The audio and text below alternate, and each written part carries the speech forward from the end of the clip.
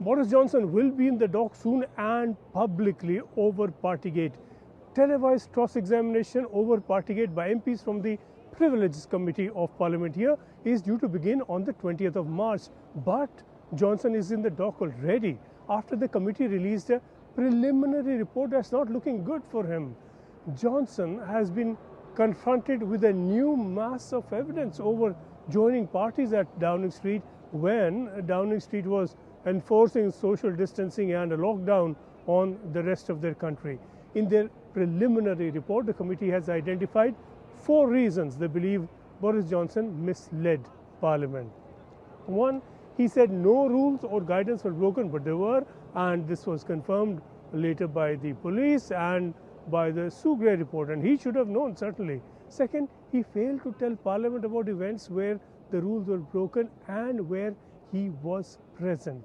Third, he claimed that he had repeated assurances that rules were not broken at any event when such assurances from some officials were given about just one event. Finally, he hid behind the Sugre report when he knew enough on his own to then answer what was being asked in Parliament. The consequences could be very serious for Boris Johnson and could go as far as suspension from Parliament and the loss of his position now as MP if he were to be suspended for more than 10 days, which means he would then have to seek election again.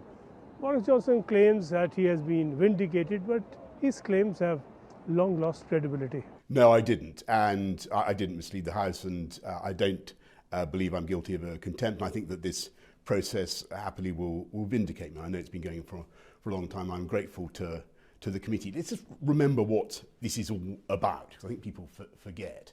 This is about whether when I went into Parliament on the 1st and I think the 8th of December 2021, and I said that guidance, rules, regulations have been followed in number 10, I actually believed or suspected at that time or knew that there'd been events that broke the rules.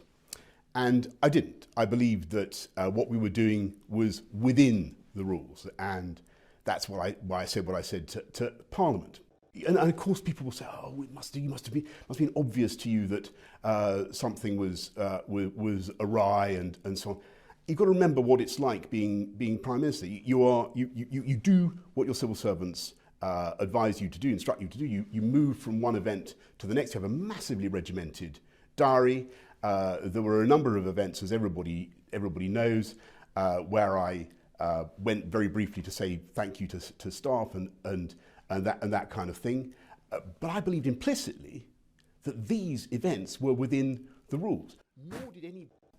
And that is, I do think it is a peculiarity, let me put it that way, that the person who conducted the inquiry into what went on in number 10 and the Cabinet Office, who was presented to me as a person of complete political impartiality with absolutely no political axe to grind whatever, has just been appointed the Chief of Staff of the leader of the Labour Party. I mean, I make no comment about it, except to say that I'm sure people, may want to draw their own conclusions about the confidence they can place in her inquiry or the motives behind the way she conducted her inquiry and into her report.